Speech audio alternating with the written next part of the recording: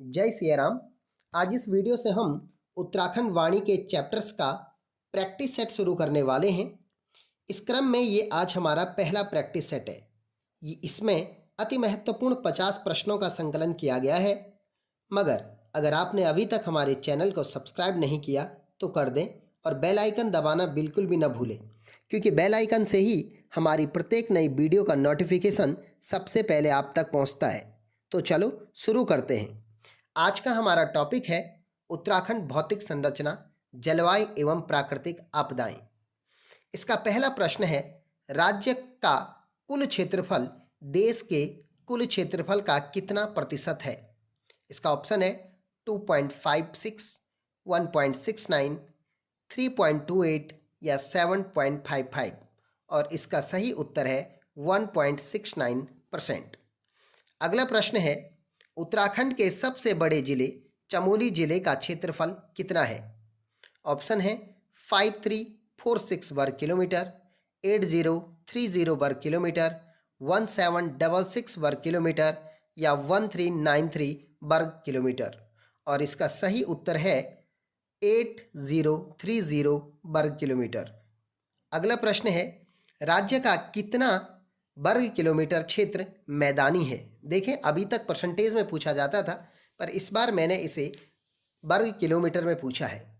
Option है 4635 वर्ग kilometre, 7448 वर्ग किलोमीटर, 5556 वर्ग किलोमीटर या 7477 वर्ग किलोमीटर और इसका सही उत्तर है 7448 वर्ग किलोमीटर। अगला प्रश्न है, तिमली पास, देखिए पास मीन्स दर्रा होता है, तिमली पास शिवालिक पर्वत में किस स्थान में प्रवेश के लिए है? दोस्तों, ये पास जो है शिवालिक में अनेक जगहों पर हैं और उन्हें अनेक जगहों पर अलग अलग नाम से जाना जाता है। तो इसका ऑप्शन है देहरादून, हरिद्वार, नैनीताल और पौड़ी और इसका सही उत्तर है देहरादून। अगला प्रश्न है, राज्य के कितने जिले उत्तर प्रदेश को स्पर्श करते हैं? देखो, हमारा जो उत्तराखंड है वो यूपी, हिमाचल प्रदेश आदि राज्यों के साथ सीमा बनाता है। उसी क्रम में उत्तर प्रदेश के साथ हमारे कितने जिले सीमा बनाते हैं? इसका ऑप्शन है 3, 5, 7 या 4 और इसका सही उत्तर है बी यानी 5। अगला प्रश्न है, पौड़ी जिले की सीमाएं कितने जिलों को स्पर्श करती हैं? दोबारा सुने, पौड़ी जिले की सीमाएं कितने जिलों को स्पर्श करती हैं? आपको बताऊं, हमारे जो जिले हैं वो एक दूसरे जिले के साथ भी सीमा बनाते हैं और अलग राज्यों के साथ भी सीमा बनाते हैं। तो ऑप्शन है 7, 8, 9 और 10 और इसका सही उत्तर है 7 जिलों के साथ पौड़ी जिला जो है वो सीमा बनाता है। अगला प्रश्न है, निम्न में से कौन पूर्णतः आंतरिक जिले हैं? आंतरिक जिले उन जिलों को कहते हैं जो जिले न तो किसी देश के साथ सीमा बनाते हैं और न ही किसी राज्य के साथ सीमा बनाते हैं। ऑप्शन है टिहरी रुद्रप्रयाग, ऑप्शन दूसरा है बागेश्वर अल्मोड़ा, ऑप्शन तीसरा है अल्मोड़ा या ऑप्शन चौथा है सभी और इसका सही उत्तर है सभी, यानी टिहरी, रुद्रप्रयाग, अल्मोड़ा और बागेश्वर ये सभी जिले पूर्णतः आंतरिक जिले हैं। अगला प्रश्न है, उत्तराखंड जो है वो भारत का कितनावां हिमालयी राज्य है? ऑप्शन है 10वां, दूसरा है 11वां, तीसरा ऑप्शन है 12वां और चौथा ऑप्शन है 14वां और इसका सही उत्तर है 11वां। उत्तराखंड हिमालयी राज्यों में 11वें स्थान पर आता है। अगला प्रश्न है, काशीपुर, सितारगंज कस्बे किस क्षेत्र में आते हैं? देखो, उत्तराखंड को कई भौतिक प्रदेशों में बांटा जाता है। उनमें से ऑप्शन है गंगा का मैदानी क्षेत्र, तराई क्षेत्र बी ऑप्शन है, तीसरा ऑप्शन है भाबर क्षेत्र और चौथा ऑप्शन है शिवालिक क्षेत्र। तो इसका सही उत्तर होता तराई क्षेत्र। सितारगंज और काशीपुर ये उधम सिंह नगर के अंतर्गत आते हैं। अगला प्रश्न है, निम्न में से कौन सा क्षेत्र कांप मिट्टी से बना है? आपको बता दूं, जलोढ़ मिट्टी को कांप मिट्टी भी कहते हैं। ऑप्शन है भाबर प्रदेश, दूसरा ऑप्शन है तराई प्रदेश, तीसरा ऑप्शन है गंगा का मैदान और चौथा ऑप्शन है शिवालिक क्षेत्र और इसका सही उत्तर है गंगा का मैदान।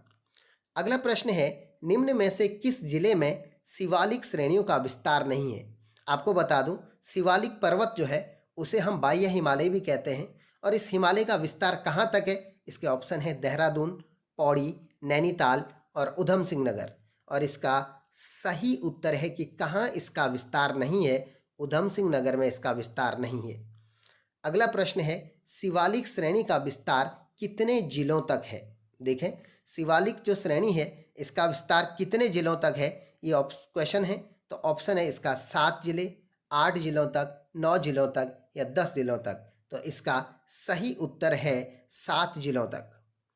अगला प्रश्न है हिमालय का सबसे नवीन भाग कौन सा है। देखें, हिमालय जो पर्वत है सबसे पहले ट्रांस पर्वत पड़ा, फिर जो है उसके बाद ग्रेट हिमालय की बारी आई, ग्रेट के बाद मध्य आया और मध्य के बाद शिवालिक। मैंने आपको पहले ही आंसर की एक सीरीज बता दी है। ऑप्शन है मध्य हिमालय, ट्रांस हिमालय, ग्रेट हिमालय, शिवालिक हिमालय। देखें, ट्रांस हिमालय जो है हिमालय का भाग नहीं है, ये भी आपको ध्यान देना पड़ेगा। तो सबसे नवीन जो भाग है हिमालय का वो शिवालिक है और सबसे पुराना जो है वो ग्रेट हिमालय है। तो सही उत्तर होगा शिवालिक हिमालय, जो कि सबसे नवीन हिमालय है। 14वां ऑप्शन है निम्न में से किस हिमालय में जीवाश्म मिलते हैं। ऑप्शन है मध्य हिमालय में, ऑप्शन बी है शिवालिक में, ऑप्शन सी है ग्रेट हिमालय में या ऑप्शन डी यानी चौथा है ट्रांस हिमालय में। आपको बता दूं जीवाश्म यानी पेड़ पौधे और जीव जंतुओं के सड़े गले अंशों को हम जीवाश्म कहते हैं। इसका सही उत्तर जो होता वो होता शिवालिक हिमालय में। अगला प्रश्न है निम्न में से कौन सी नदी दूधातोली से नहीं निकलती है। दूधातोली, इसे हम जो है उत्तराखंड का पामीर भी कहते हैं। ऑप्शन है पश्चिमी रामगंगा, आटागाड़, पश्चिमी नयार और पूर्वी रामगंगा। आपको बता दूं दूधातोली पर्वत से टोटल 5 नदियां निकलती हैं।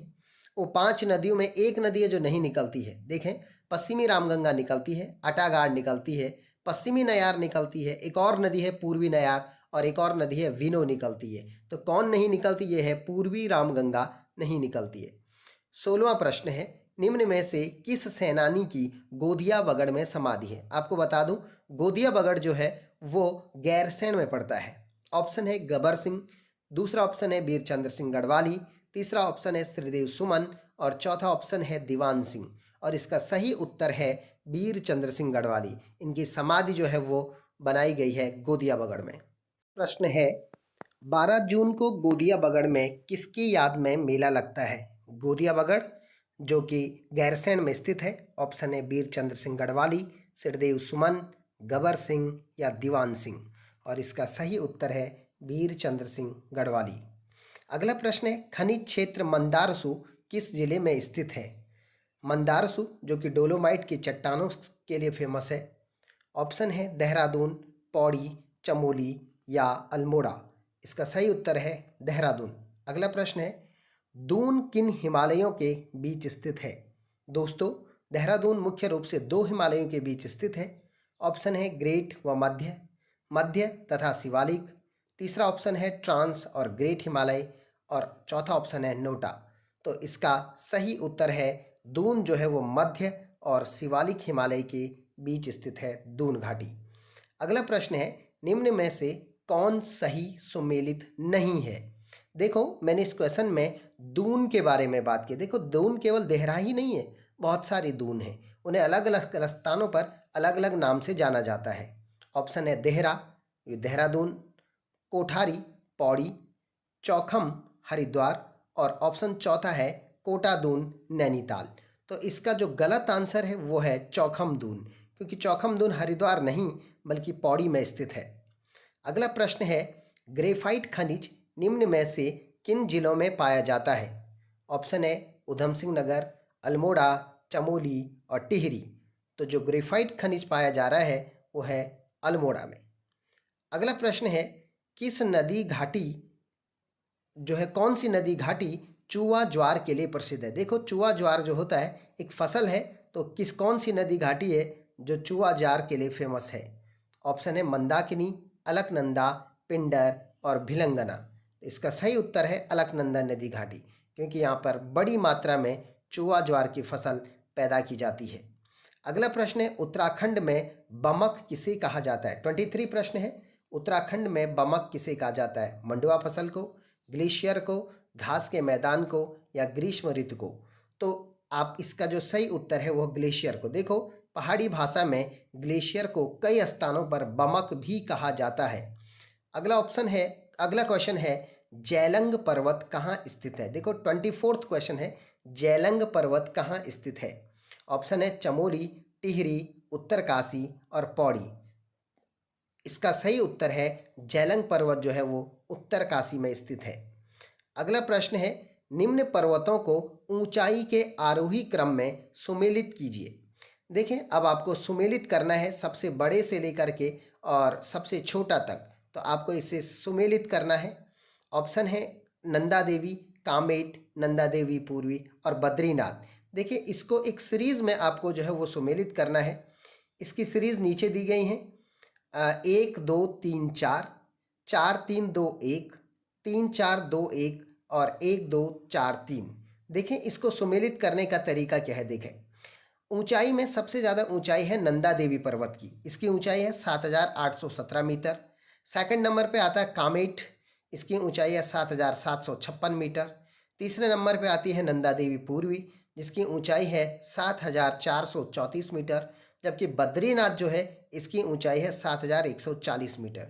अगर देखा जाए तो ये 1 2 3 4 ये ऑप्शन बनते हैं और इस ऑप्शन के हिसाब से पहला ही ऑप्शन सही उत्तर है।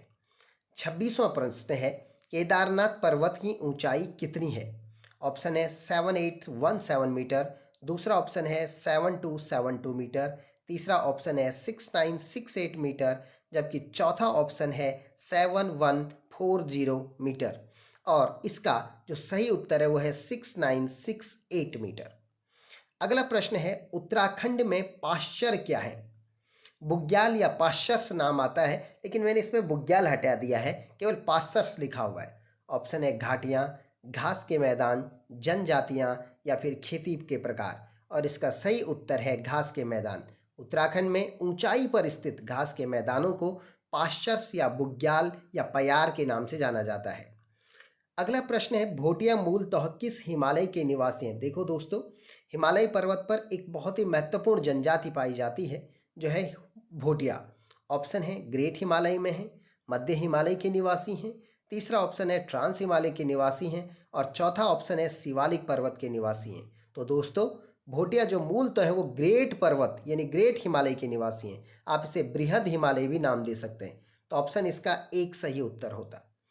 29वां क्वेश्चन है किस हिमालय पर्वत श्रेणियों को जैंक्सर कहा जाता है। बहुत ही महत्वपूर्ण प्रश्न है। 29 ऑप्शन है ग्रेट हिमालय को, बी है, दूसरा ऑप्शन है मध्य हिमालय को, तीसरा ऑप्शन है ट्रांस हिमालय को और चौथा ऑप्शन है शिवालिक को और इसका सही उत्तर है ट्रांस हिमालय पर्वत श्रेणियों को हम जैंक्सर पर्वत कहा जाता है, यानी उसकी जो पर्वत श्रृंखलाएं हैं उन्हें जैंक्सर श्रेणियां कहा जाता है। अगला प्रश्न है किस आपदा का राज्य पर सर्वाधिक विनाशकारी प्रभाव पड़ सकता है। देखो, उत्तराखंड जो है वो प्राकृतिक आपदाओं की दृष्टि से बहुत ही संवेदनशील क्षेत्र है, तो बहुत सारी आपदाएं जिनका हम पर लगातार प्रभाव पड़ता रहता है। इसकी जो सबसे ज़्यादा विनाशकारी प्रभाव वो किस आपदा का पड़ेगा, तो दोस्तों इसका ऑप्शन है भूकंप, बाढ़, भूस्खलन और हिमस्खलन। तो इसका सही उत्तर है भूकंप। भूकंप की दृष्टि से क्योंकि उत्तराखंड बहुत ही संवेदनशील जोन में आता है, इस वजह से इसका सही उत्तर भूकंप होता है। प्रश्न है उत्तराखंड में स्थानीय भाषा में किस ऋतु को शूंद के नाम से जाना जाता है। इसके ऑप्शन हैं ग्रीष्म ऋतु, शीत ऋतु, वर्षा ऋतु या कोई नहीं। दोस्तों, उत्तराखंड में शीत ऋतु को शूंद के नाम से जाना जाता है। इसका सही उत्तर है शीत ऋतु। अगला प्रश्न है उत्तराखंड में सर्वाधिक वर्षा किस हिमालय में होती है। इसका ऑप्शन है बृहद हिमालय, मध्य हिमालय, ट्रांस हिमालय या बाह्य हिमालय। आपको मैंने पहले ही बताया है बाह्य हिमालय को शिवालिक हिमालय भी कहा जाता है। तो इसका सही उत्तर है शिवालिक हिमालय या बाह्य हिमालय। देखें, उत्तराखंड में सबसे ज़्यादा जो वर्षा होती है वो कभी का डाटा नरेंद्र नगर देता है और कभी का डाटा वो राजपुर रोड देता है। तो राजपुर का और नरेंद्र नगर के डाटा में थोड़ा बहुत अंतर होता है, तो जो है ये दोनों जो है वो बाह्य हिमालय में पड़ते हैं, इसलिए सही उत्तर होता बाह्य हिमालय। अगला प्रश्न है राज्य का कौन सा महीना सबसे ठंडा होता है, यानी राज्य का सबसे ठंडा महीना कौन है। तो इसमें 2 बार फरवरी ऑप्शन आ गया, कोई बात नहीं, हम 3 ऑप्शन को देखते हैं, दिसंबर, जनवरी, फरवरी। और दोस्तों राज्य का सबसे जो ठंडा महीना होता है वो होता है जनवरी।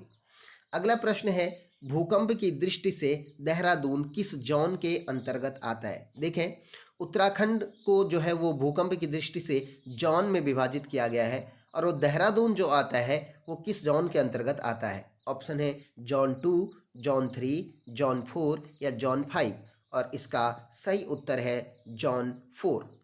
अगला प्रश्न है, भारत को 5 भूकंपीय जोन में विभाजित किया गया है, जिनमें से कितने जोन उत्तराखंड के अंतर्गत आते हैं?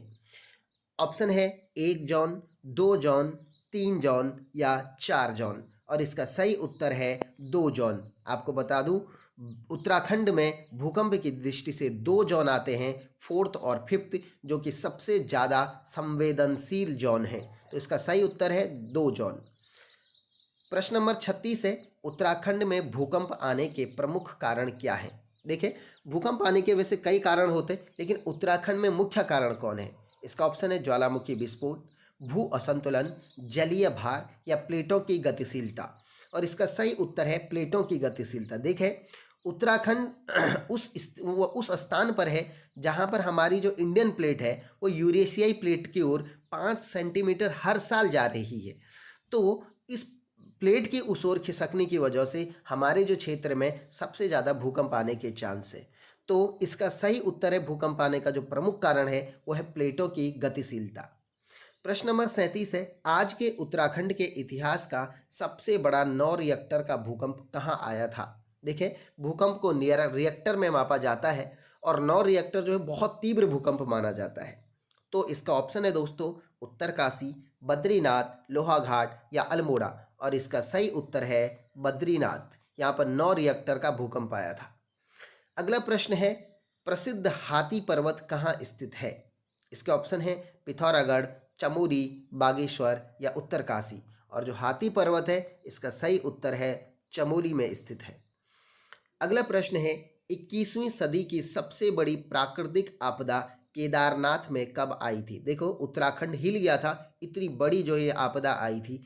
तो ये कब आई थी? इसका ऑप्शन है 10 से 12 जून 2011, 20 से 21 जून 2012, 16 से 17 जून 2013 या 7 से 8 मई 2015 और इसका जो सही उत्तर है वो है 16 से 17 जून 2013। अगला प्रश्न है, केदारनाथ आपदा के बाद मंदाकिनी नदी की लंबाई में 5 किलोमीटर की बढ़ोतरी हुई। देखें, जो नदी थी उसने अपना रास्ता जो है लंबा हो गया था, उसका ज़्यादा एरिया पे जो उसको बहना पड़ रहा था। तो केदारनाथ आपदा के बाद मंदाकिनी नदी की लंबाई में 5 किलोमीटर की बढ़ोतरी हुई। वर्तमान में मंदाकिनी नदी की कुल लंबाई कितनी है? तो 5 किलोमीटर बढ़ने के बाद ऑप्शन है 105 किलोमीटर, 110 किलोमीटर, 115 किलोमीटर या 120 किलोमीटर। तो इसका सही उत्तर है 110 किलोमीटर। आपको बता दूं, जो मंदाकिनी नदी है उसकी लंबाई चौराबाड़ी ताल से, क्योंकि वो निकलती है और वहाँ से लेकर के और वो रुद्रप्रयाग में अलकनंदा नदी में मिल जाती है, तो वहाँ तक इसकी जो लंबाई हो गई अब वो 110 किलोमीटर हो गई है। पहले ये जो थी वो 105 किलोमीटर थी। अगला प्रश्न है, राज्य में भूकंप मापी स्टेशन कहाँ स्थापित किए गए हैं? देखें, राज्य में कई स्थानों पर भूकंप को मापने के स्टेशन लगाए गए हैं। तो कहाँ कहाँ है? इसका ऑप्शन है देहरादून, टिहरी, चमोली या सभी स्थानों पर। तो इसका सही उत्तर है इन सभी स्थानों पर। तो देहरादून में भी स्थापित किए गए, टिहरी में भी स्थापित किए गए और चमोली में भी स्थापित किए गए। तो राज्य में जो भूकंप मापी स्टेशन है वो सभी तीनों स्थानों पर स्थापित किए गए। तो इसका सही उत्तर होता सभी स्थानों पर। अगला प्रश्न है, केदारनाथ आपदा के राहत अभियान हेतु कौन सा ऑपरेशन चलाया गया था? देखो, ऑपरेशन का मतलब होता है एक विशेष प्रकार की कार्यप्रणाली।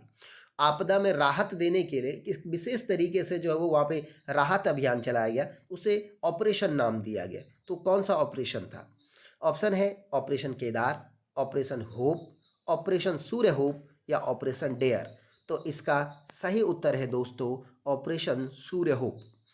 अगला प्रश्न है, उत्तराखंड में केदारनाथ में 2013 जैसी आपदा आने के मुख्य कारण क्या हैं? देखो, केदारनाथ की जो आपदा है, मैंने आपको पहले ही बताया, इसने संपूर्ण उत्तराखंड को जो है वो तहस नहस कर दिया था। क्योंकि ऐसा नहीं कि केदारनाथ ही आपदा आई, बहुत सारे जिलों में जो है इसका प्रभाव पड़ा। तो इसके मुख्य कारण क्या थे? इसका ऑप्शन है दोस्तों, बढ़ता शहरीकरण, वनों का ह्रास यानी लगातार जो वन कम हो रहे हैं, वनों को काटा जा रहा है, बांध और बिजली संयंत्रों का निर्माण जो है पहाड़ों में इतने बड़े लेवल पर किया जा रहा है। कोई भी नदी मुझे नहीं लगता पहाड़ों में बची होगी बड़ी नदी जिस पर बांध नहीं बनाए जा रहे हैं। तो कौन सा मुख्य कारण है कि जो केदारनाथ जैसी आपदा आई और दोबारा ऐसी आपदा ना आई, उसके लिए हम क्या करें? तो इसका जो सही उत्तर है, मुख्य कारण जो इसका है वो सभी हैं। बढ़ता शहरीकरण भी है, वनों का ह्रास भी लगातार हो रहा है, और बांध और बिजली संयंत्रों का निर्माण भी जो है वो इसका मुख्य कारणों में। इसके तीनों के तीनों जो है इसके सही उत्तर हैं। अगला प्रश्न है, जिलाधिकारी को कितने रुपये का आपदा प्रबंधन कोष आवंटन किया गया है? देखिए, आपदा से तुरंत निपटने के लिए जिलाधिकारी को एक फंड प्रोवाइड किया गया है, तो कितने रुपए का है? ऑप्शन है 50 लाख, 80 लाख, 90 लाख या 1 करोड़। तो इसका सही उत्तर है 50 लाख रुपए, तुरंत कार्यवाही के लिए 50 लाख रुपए। अगला प्रश्न है, प्राकृतिक आपदाओं से निपटने हेतु राज्य सरकार ने किस देश का आपदा मॉडल अपनाया है? देखो, कई बार हम क्या करते हैं कि अपने यहाँ किसी अच्छी चीज़ को लागू करने के लिए किसी दूसरे देश की जो है चीज़ों को हम कई बार नकल कर देते हैं। तो देखें, इसका ऑप्शन क्या है, जापान, ऑस्ट्रेलिया, अमेरिका या फिर कनाडा। और इसका सही उत्तर है ऑस्ट्रेलिया। देखो, हमने आपदा से निपटने के लिए ऑस्ट्रेलिया का आपदा मॉडल जो है वो अपनाया है। अगला प्रश्न है, राज्य में आपदा के दौरान राहत व बचाव कार्य हेतु राज्य सरकार द्वारा एसडीआरएफ का गठन कब किया गया? देखो, ये स्पेशल जो डिजास्टर फोर्स है, जो है जब आपदा के दौरान जो है तुरंत कार्यवाही करने के लिए फोर्स बनाई गई है एसडीआरएफ। जिसे नेशनल लेवल पर एनडीआरएफ होती है, उसी तरह स्टेट लेवल पर जो है वो एसडीआरएफ है। तो ये डिजास्टर फोर्स है।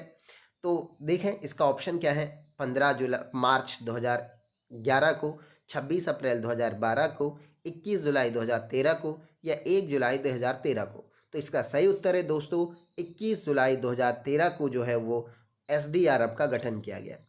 अगला प्रश्न है, भाबर तथा तराई क्षेत्रों में कौन सी जलवायु पाई जाती है? देखें, भाबर वो इलाके होते हैं जहां पर पहाड़ों की नदियां उतर करके मैदानी इलाकों में आती है, तो वो हुआ भाबर प्रदेश। हमारा जो है जो जैसे दुगड्डा हो गया, पौड़ी का कुछ हिस्सा हो गया, सब भाबर प्रदेशों में आते हैं। तराई वो होता है भाबर प्रदेश के बाद जब नदी मैदानी भागों में सीधे समतल एरिया में बहने लगती है, तो उस इलाके को हम कहते हैं तराई प्रदेश। तो उत्तराखंड में जैसे उधम सिंह नगर वगैरह वगैरह जो क्षेत्र हैं, वो उधम सिंह राज्य जिला जो है, तो वो तराई क्षेत्रों में आते हैं। तो वहाँ कौन सी जलवायु है भाबर और तराई क्षेत्रों में? तो वहाँ पे गर्म जलवायु पाई जाती है। आप उसे कहेंगे उपोष्ण जलवायु, यानी न ज़्यादा गर्म न ज़्यादा ठंडा, मगर गर्मी के हिस्सा ज़्यादा, तो उपोष्ण जलवायु पाई जाती है। अगला प्रश्न है, राज्य में दक्षिण से उत्तर की ओर बढ़ने पर वर्षा की मात्रा पर क्या प्रभाव पड़ता है? तो देखें, सबसे ज़्यादा वर्षा वैसे भी बाह्य हिमालय में हो रही है, तो ऊपर बढ़ते बढ़ते जो है बारिश पर क्या असर पड़ेगा? इसका ऑप्शन है कि बारिश की मात्रा बढ़ती जाती है, घटती जाती है, स्थिर रहती है, न बढ़ती है न घटती है, यानी पहले स्थिर रहती है, इसका मतलब यही हुआ। और ऑप्शन चौथा है कि पहले बढ़ती है और फिर घटती है। तो दोस्तों, इसका सही उत्तर है कि उत्तर से दक्षिण, राज्य में दक्षिण से उत्तर जाने पर वर्षा की मात्रा घटती जाती है। अगला प्रश्न है, राज्य का कितना प्रतिशत भाग मैदानी है? देखो, हमारा जो उत्तराखंड राज्य है उसका कुछ हिस्सा मैदानी है और ज़्यादातर हिस्सा इसका पर्वतीय है। तो कितना हिस्सा, कितना प्रतिशत हमारा मैदानी है? तो ये है 13.93%, यानी 13.9%। और आज का लास्ट 50वां क्वेश्चन है कि लंपिया धुरा जो है, जो धुरा मतलब एक दर्रा है बच्चों, और ये किसको किससे जोड़ता है? तो ऑप्शन है पिथौरागढ़ को तिब्बत से, पिथौरागढ़ को नेपाल से, पिथौरागढ़ को चमोली से, पिथौरागढ़ को बागेश्वर से। तो इसका सही उत्तर है पिथौरागढ़ को तिब्बत से। आप जानते हैं दर्रा अंग्रेजी में पाश कहते हैं, और ये जो दर्रे होते हैं वो एक स्थानों से दूसरे स्थान को जोड़ते हैं। ये प्राकृतिक रूप से जोड़ते हैं, कोई इंसानों ने नहीं बनाए। पहाड़ों में प्राकृतिक रूप से दरारें होती है, उन्हीं को हम दर्रा नाम देते हैं। आपको आज का वीडियो कैसा लगा हमें कमेंट सेक्शन में ज़रूर बताएं। ये 50 प्रश्नों का बहुत ही महत्वपूर्ण सेट था, जो आपको मुझे लगता है अच्छा लगेगा। तो इसे जितना हो सके उतना शेयर करें और लाइक ज़रूर करें। धन्यवाद।